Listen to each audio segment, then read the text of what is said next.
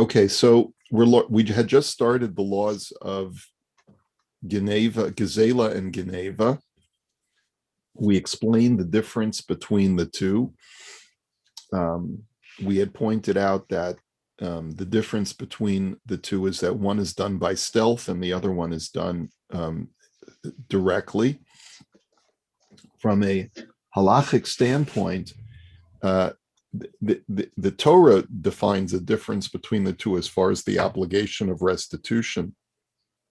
But since we don't live in temple times, the restitution responsibility is the same for both Geneva and Gezela.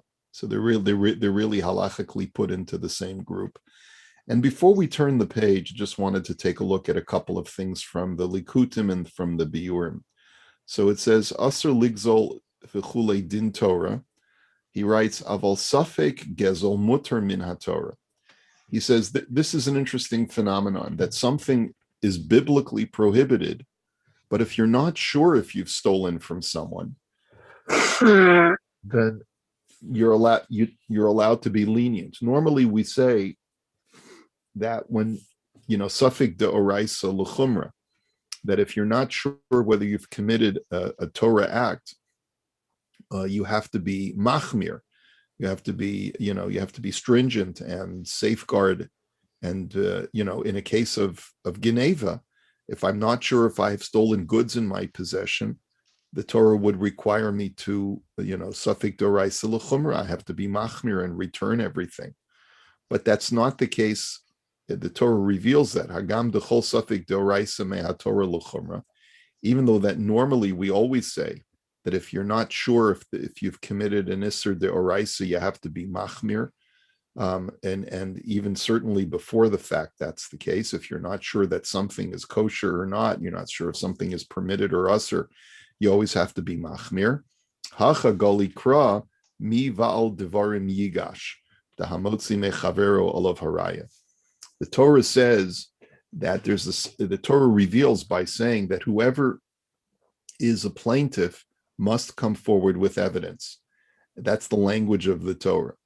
And what we learn from that is that he who wishes to extract must bring proof. And until the burden of proof is on the person who wishes to extract, not on the person who is in doubt whether he owes the money or not. So if Reuven comes over to me and he says, hey, you owe me this money because of such and such an incident, and I am not sure if I owe him the money. So then, or he says that it's stolen property and you have to pay it to me. So that's not my obligation. I don't have an obligation to give him the money. But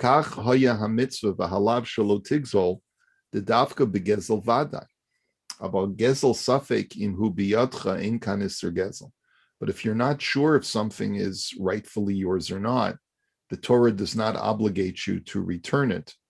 As the Torah states, that he who wishes to extract has the burden of proof.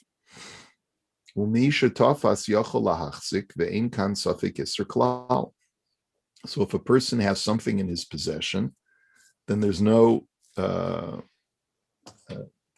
prohibition at all, even if there's some doubt whether it belongs to him or not. And just like the Torah does not prohibit a person who is a doubt whether he's a mamzer or not, he's still allowed to get married within the Jewish community. If a person is not sure whether he's obligated to give something as a tithe for meiser, he's not obligated to. There are these are just examples of things where if it's not 100% certain that it's gezel or that it's prohibited, you're not obligated to relinquish it. And therefore, even from a heavenly point of view, in many instances, there's no concern. So this is not providing a carte blanche to a person who may have done something unethical and he's not sure. A lot of times we say that to be Yotzei Yidei Shamayim, that in order to fulfill a heavenly concern, that yes, it's true, there are certain instances where we say hamotze mechavero olav haraya, that he who wishes to extract has the burden of proof. But at the same time, if a person really feels that there may be some truth to what the other party has says, that he has something that really is not rightfully his in his possession, he may wish to go above and beyond the letter of the law, because a pious person would never even allow even something that is doubtfully gezel in his possession. So the point that he's just making is, but that goes beyond halacha, that goes into the realm of piety. But from a halachic standpoint, there's no prohibition if you're not sure whether something is stolen in your possession or not. Okay, next, we're not going to go into this next little piece, but I just wanted to read this last line of Beis. Mamon gezel aloi lahashpia chas v'shalom al chinuch yiladim. That stolen property could, God forbid, have an adverse influence on children and in their upbringing. Now here he's quoting from something that we had learned at the very beginning of when we started Imrei Yaakov, because he quoted it in the introduction. But it's such an important idea. We'll learn it again because it's been probably a year or more since we started this sefer. He quotes in the Makoros, in the sources, in Ostalad, he says, Ayin b'sefer Igra de Pirka mibal b'nei Yisachar. He says, I refer you to the sefer Igra de Pirka, which is the sefer on the parsha from the author of the B'nei Yisachar, of Tzvi Elimelech Medinov, right? Who was trying to remember what his last name was, but that's what he was known as. That's Tzvi Elimelech of Dinov, and his famous sefer was the B'nei Yisachar. Shehevi b'shem harav hakadosh Rabbi Menachem Mendel Meriminov v'zelashana. He brings a citation from Rabbi Menachem Mendel of Riminov, who was one of the key disciples of the Maggid of Mezerich, if I'm not mistaken, a very early Hasidic disciple. Al mashahu min hatema shanachnu roim kama pa'amim hayeladim bekatnutam holchim lebeit rabam. He says, we find sometimes something very bizarre, that you have small children from a very young age go to yeshiva, umasmidim belimud torasam, and they're very diligent in their Torah study. Umispalalim bekavana, they are very committed to their prayers, and va'onim amen yehi shemei rabba va'amen umiyashrim orchosam, and they so devoutly answer Yehi Shemei Rabbah at Kaddish, and they are very yashar, they're very straight in everything that they do, very obedient. And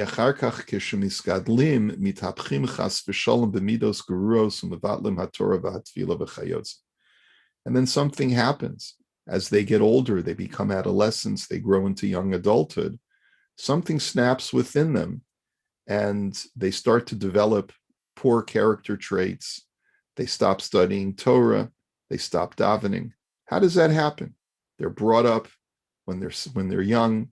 They're so bright-faced with beautiful peyalach, and everything looks beautiful about them. And then all of a sudden, something happens in adolescence, and they just go astray. So how does that happen? If they've been raised with all of this amazing tutelage, what happens? So he says,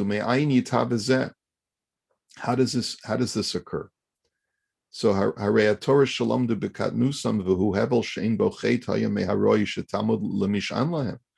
Wouldn't we normally expect that the Torah that they studied in their youth, which is with pure innocence, should protect them and stay with them throughout their lives? Va'omar Huzal, so Rabbi Menachem Mendel said, Shehu al sha'avoseim hechilu osam mamon gezel, shesiglu al yidei mekach umemkar she'eno be'emunah. And he answered that, unfortunately, what happens sometimes is that the children, as youngsters, consumed food that had been purchased by ill-gotten gains, where the parents had engaged in shady dealings. And as a result, v'nispatnu bi'isurim v'shav lahem lebasar mibisaram. And this food that had been purchased with ill-gotten gains turned out to fill their innards and became part of them. And that is what caused them to become corrupted. And it was because of that it was inborn within them, sort of like embedded within them, these bad character traits. Now, I don't know if that's you can't necessarily say that that's always the case. Obviously, there are kids who leave Yiddishkeit for many reasons, some of them quite legitimate reasons. They may have been victims of abuse. They may have been bullied. There may have been many things that took place over the course of their education. But what he is saying is that this could be a factor, using a metaphysical explanation, that if a child is presented with everything right, but at the end of the day, the parents have acquired items that halachically were not rightfully theirs to acquire, and then they feed those assets to their children, this could have a metaphysically adverse effect on the child. Which is another reason why one has to be very careful with ill-gotten gains and with stolen items. Okay. He then writes in Gimel, Kol shehu, you're not allowed to steal anything from a person. Gam b'divrei Torah yesh omrim de'ika gezel. There's even the possibility of theft when it comes to stealing someone's divrei Torah. V'lochein asur lahatik eza perush shebiyad chaver shelo mida'ato. And therefore, you're not allowed to steal by copying someone else's Devar Torah unless you have his consent. And we talked about this in a previous chapter about, actually, this was the last thing that we studied in the previous chapter when we were talking about copyright issues and trademarks and intellectual property. We talked about the idea of not stealing intellectual properties. That's really just what he wants to point out, is that the laws of theft apply to intellectual property as well. And then before we go on, let me just take a look at something in the Biurim, just an interesting aside. He says, it's usher to steal. Kasav b'chachma shlomo simin shin mem chesif aleph. So the chachma shlomo, let me just remember is the Maharshal, and let me just get you his full name.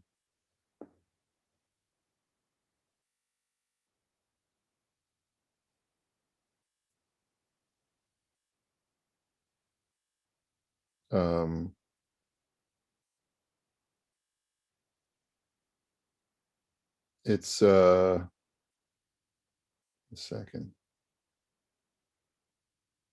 Shlomo ben Yechiel Luria, I believe was his name, and he lived. Let's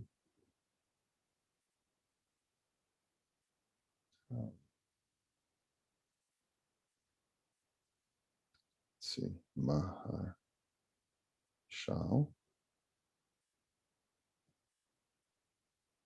Shlomo Luria.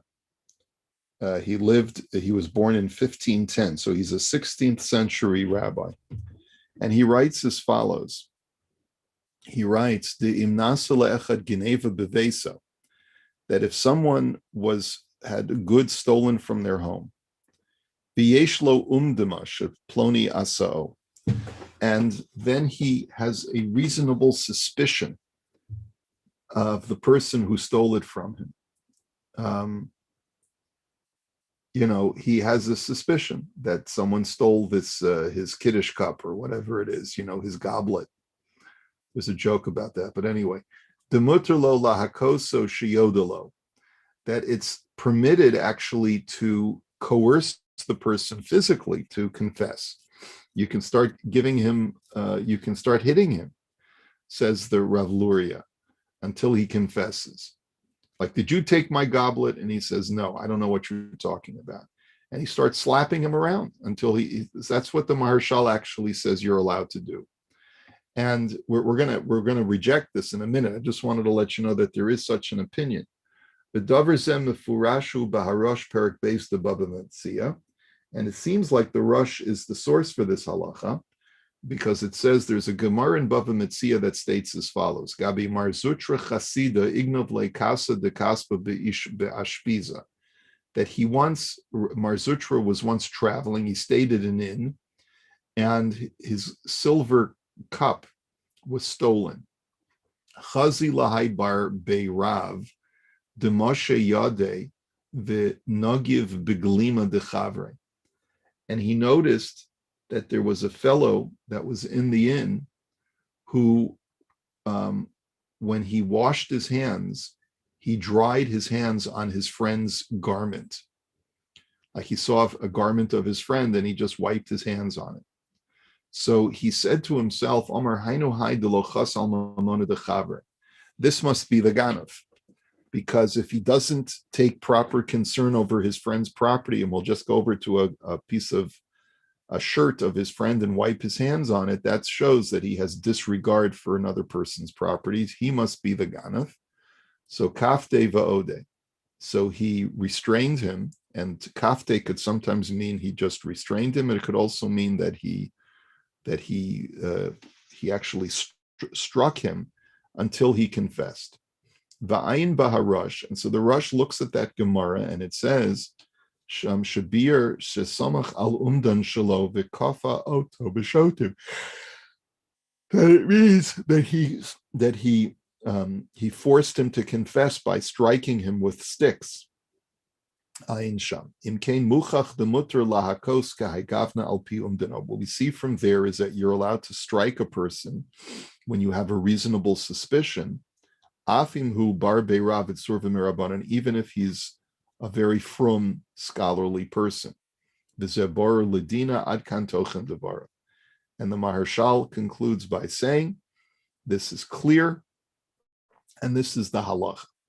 So it's a very astonishing quote when you retake it in a vacuum, obviously, because, I mean, if I suspected someone has stolen from me, he's basically suggesting I can go over to him and say, excuse me, did you take that thing? And the guy says, no, I don't know what you're talking about. And I can then take out a stick and start whipping him until he confesses. That doesn't seem right, okay? So the Imrei Yaakov is going to discuss this. And really, the reason for this piece of text that I wanted to study with you is because it really gets down to, how does a Beis Din,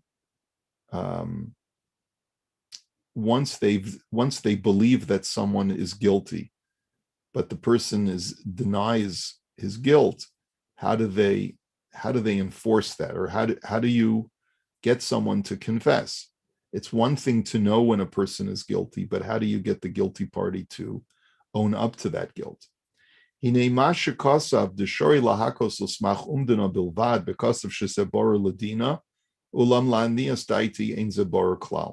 his suggestion, says the Imrei Yaakov, that you're allowed to strike someone based on a reasonable assumption, is not so clear to me at all.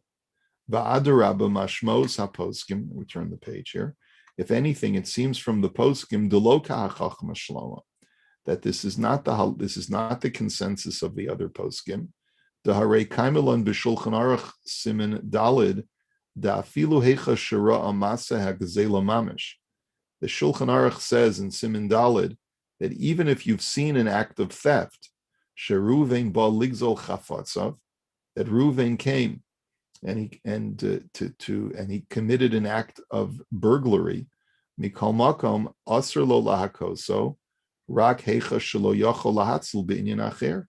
You're not allowed to strike him unless you know that there's no other way to retrieve your goods. And certainly, if you cannot verify that Ruvain is the burglar, it is usher to strike him. Even if that's the only way, because he's absolutely denying. Unless you know absolutely for sure that he's the Ganav, you're not allowed to assert any kind of physical coercion. Ayin Sham, Uchdemuchach Mishas Peragimel de Bavakama Dav Chav Zayin V'Chav Ches. He quotes a number of sources. V'ayin Lekamen Siv Chav Ches Chav Tes, Shehetik Sham Harav Halachazu. When we get to the later part of this chapter, we're going to see this actually cited by the Rav Shulchan Aruch himself. V'imkein kasha al hachachma shlomo de'eich efshar lomar de'yesh lahatu lahakos al smach umdana bilvad. And so once we know that you're not allowed to strike someone unless you're absolutely certain that they're the ganav, how can the Maharshal suggest over here that it's permitted based on an assumption of guilt? Umashehevi raya midivrei Mar Zutra. He says, yes, it's true. He brought proof from a story in the Gemara that Mar Zutra noticed the guy was wiping his hands on someone else's shirt, and so he said, "You're the culprit." He says, "Nira diyesh litchos mitrei taimi." He says there are two reasons why that story is not a proper source for his conclusion. Chada, first of all, the Beshita Mekubetzes Sham Hevi Diyesh Meforshim Tekaftuhu Al Ha'amud V'Chilkehu B'Shotim. He says because the Shita Mekubetzet, which is a sefer that brings different commentaries on the Talmud, brings two explanations of what it means. The word Kaftuhu, that Mar Zutra coerced the person. So one explanation is that they tied him to the stock, and they locked him up there, and they started whipping him until he confessed, and that's the way the Rush understands. But v'yesh mefarshim dekafte bidvarim sheniduhu im lo yodeh ha'emes ad kan devarav. But the second opinion of the Shita Mekubetzet is that there was no physical coercion, but rather there was just a threat that he would remain under a ban of excommunication until he confessed. And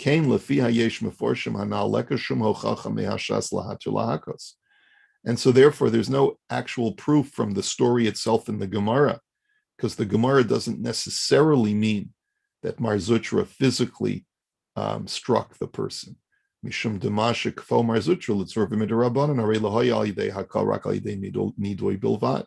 Because you could always interpret the Gemara that there was societal pressure and not any physical coercion.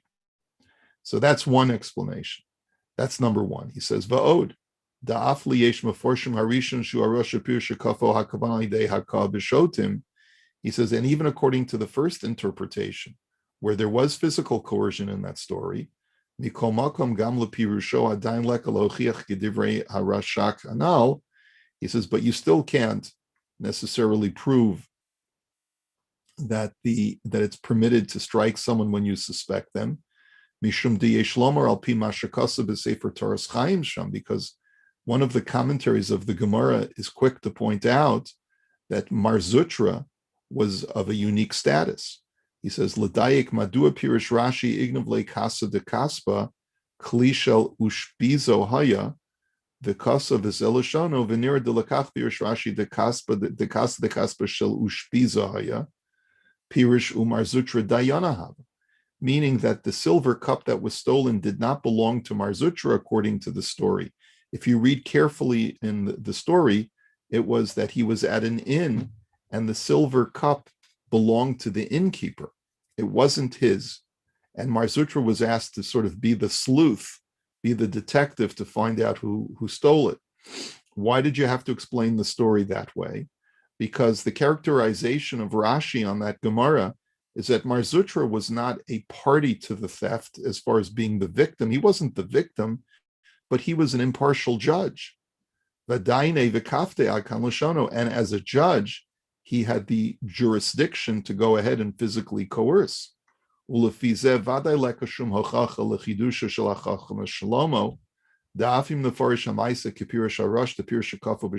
therefore, you can't prove the Maharshal's point, because even if it's true that in the story you interpret it as there was physical coercion, Mikol makom ein lanu raya misham daharei shiny hasam demari dafka b'toras dayin the daine v'kafte. He says because that's where the person who was administering the physical or the corporal punishment was doing so as a third impartial judge. And therefore, you can't extrapolate from there that when you're the victim and you're not administering corporal punishment as an impartial judge in a court of law, that you have the right to do so. So I'm going to hold it here. I just want to finish this because there's a little bit more information that I feel is relevant to this discussion about, and really goes down to how does a Beis Din actually derive or arrive at the truth of someone being a criminal when there's a very strong suspicion. So we'll talk about that a little bit later, and we'll commence with this tomorrow. Everyone have a good day.